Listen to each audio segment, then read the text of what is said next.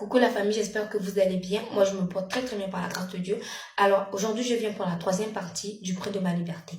Mais quand je viens vous parler de ma vie, de mon vécu, je sais que je mets des bâtons, je mets une barrière sur ma route. Forcément, au futur, j'aurai des difficultés à trouver un homme qui va m'aimer, un homme qui va m'honorer, un homme qui va m'aimer avec mes enfants, un homme qui va me respecter. Forcément, j'aurai des difficultés, mais c'est pas ça mon but.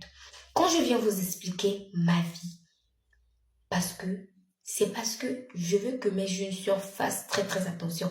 Je veux que mes jeunes sœurs n'empruntent pas le même chemin que moi j'ai emprunté. Voilà pourquoi je viens vous expliquer tout mon vécu. Déjà avec des ans, je n'ai pas eu une belle expérience. Et je n'ai pas la tête à ça. Pas maintenant. J'ai d'autres plans. Je cherche ma vie. Je cherche l'avenir de mes enfants. C'est ça. Donc, aujourd'hui, je viens pour la quatrième partie du prêt de ma liberté. Après que j'ai demandé à ce monsieur qu'est-ce qu'il avait sur le corps, il m'a répondu que c'était le fusion nocturne.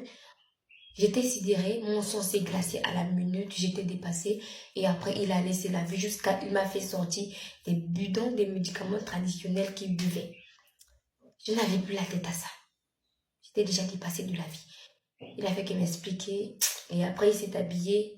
Il s'est lavé, il a déposé 5000 francs sur le chevet de son lit. Il a dit que c'était pour le déjeuner. Il s'est habillé, il est parti au travail. Quand il est parti au travail, je suis restée dans sa chambre. J'ai renversé sa chambre.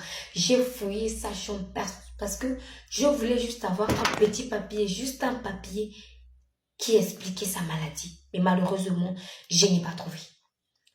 Quand après, j'ai arrangé sa chambre, j'ai nettoyé sa maison j'ai demandé à son fils. J'ai dit à son fils, qu'est-ce que ton père a sur le corps? C'était un enfant de 11 ans. Donc, il m'a dit qu'il ne savait pas.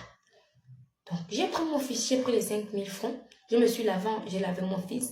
J'ai pris les 5000 francs, je suis allée chez le boutiquier. J'ai acheté la couche à mon fils. J'ai habillé mon fils. Je suis sortie de cette maison.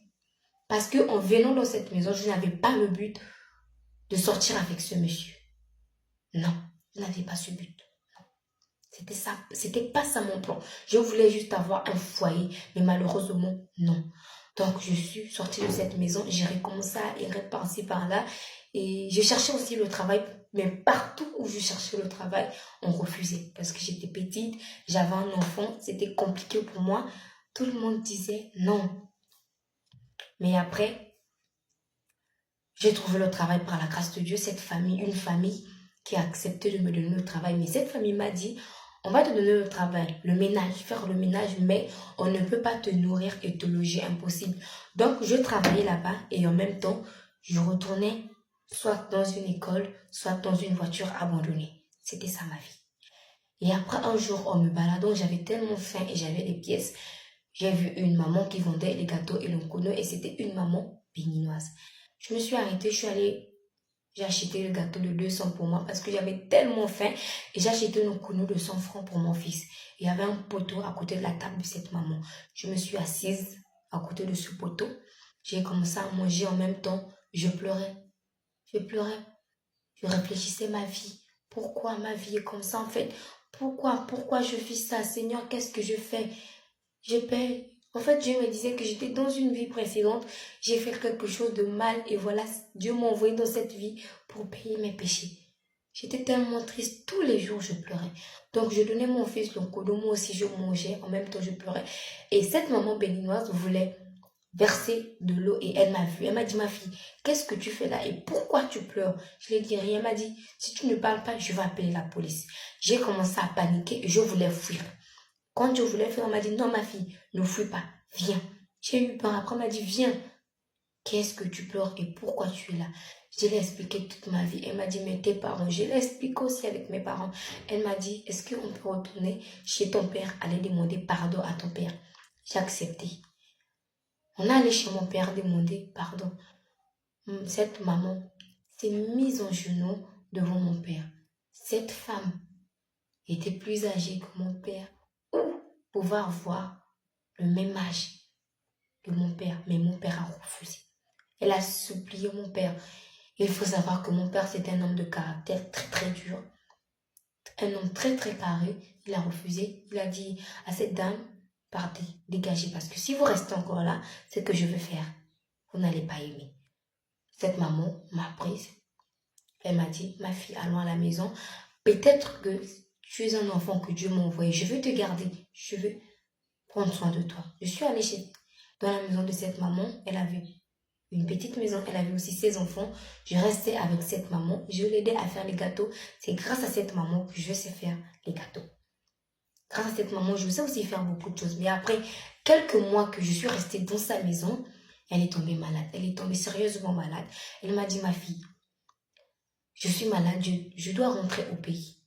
J'étais tellement triste. J'ai dit, voilà Seigneur, j'ai encore recommencé à errer. Qu'est-ce qui se passe dans ma vie? J'étais tellement triste. Elle m'a dit, ma fille, avec l'expérience que je t'ai donnée, l'expérience que je t'ai apportée, tu peux bien faire des choses avec. Vraiment, tu peux beaucoup faire avec. Bats-toi. Mais je vais te confier à une amie. Et elle avait une amie congolaise qui vendait le poisson et le manioc. En fait, elle faisait comme un petit restaurant. Elle m'a confié à cette maman. Mais cette maman a eu des difficultés à m'accepter. Parce qu'elle disait, garder le pauvre enfant, c'est des problèmes. Cet enfant peut avoir un problème dans ma maison et moi, j'aurais des sérieux problèmes. Le pauvre enfant, ou l'enfant de trouver, garder ça, c'est des problèmes. Je ne veux pas. Mais cette maman béninoise a réussi à convaincre sa copine congolaise. Et après, la maman congolaise a accepté.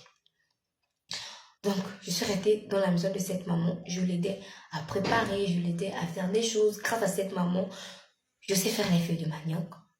Je sais faire l'haricot, je sais faire le manioc. Je sais faire beaucoup de choses grâce à ces deux mamans. Beaucoup de choses. Je restais dans sa maison. En même temps, je ne pouvais pas donner la charge à cette maman. Je me battais toujours à faire mon ménage. Je rentrais et quand je viens de rentrer de vente, je viens l'aider. Elle avait ses enfants et elle vivait dans son petit studio.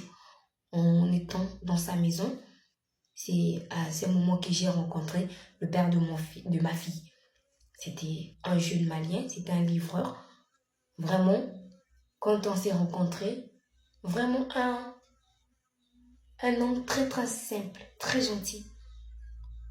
Quand on s'est rencontrés, je lui ai dit qu'on ne pouvait pas avoir une relation intime. Non. On pouvait juste avoir une relation amicale, restant parler, bavarder et passer des moments ensemble. Mais une relation très très sérieuse, une relation intime, non. Parce que moi, dans ma tête, avec ma conscience, je savais que j'étais infectée. Je savais, même si j'étais petite, mais je savais que j'étais infectée. Donc, en restant dans la maison de cette maman, en même temps, j'avais un ami que j'avais trouvé. Je travaillais, je rentrais et après, un jour, mon fils est tombé sérieusement malade. Très, très malade, la famille. Très malade. Je ne savais pas qu'est-ce que je devais faire. Quoi? Demander de l'argent avec à une personne que je viens à peine de connaître, une nouvelle personne, ça n'allait pas être bien. J'ai pris la décision de retourner chez le monsieur qui m'avait gardé une nuit, de retourner chez ce monsieur, demander de l'aide. Est-ce qu'il pouvait m'aider avec l'enfant, juste avec les médicaments de l'enfant? Je suis retournée là-bas. En retournant là-bas, j'étais dépassée. Quand j'arrive, je vois dans sa maison, dans sa concession, beaucoup de tantes, des gens en train de pleurer, sa photo. Je demande qu'est-ce qui se passe. On me dit non, ce monsieur, il est décédé. J'ai dit quoi? Ce monsieur est décédé. Après, on m'a dit, pourquoi tu cherches ce monsieur? Je lui ai dit non, c'est mon oncle. On dit, c'est ton oncle et tu ne sais pas que ton oncle est mort. J'ai dit non, je ne savais pas. Voilà pourquoi je venais chez lui. On m'a dit non, il est mort. Et après, j'ai dit, il avait quoi? Pourquoi il est mort? On me dit qu'il avait le VIH. Hey. À l'instant, j'ai commencé à pleurer. À l'instant, j'ai commencé à rire. Je pleurais parce que je me disais, oh Seigneur, pourquoi moi? Pourquoi ma vie est comme ça? Qu'est-ce que j'ai fait? Je riais parce que je me disais, oh ça, ma vie, oh, de mon jeune âge, je suis déjà infectée. Oh ça, on m'a distribué. À la minute, j'avais même oublié que mon fils était malade. J'ai oublié. En fait, je ne savais même plus que mon fils était malade là. la pensée.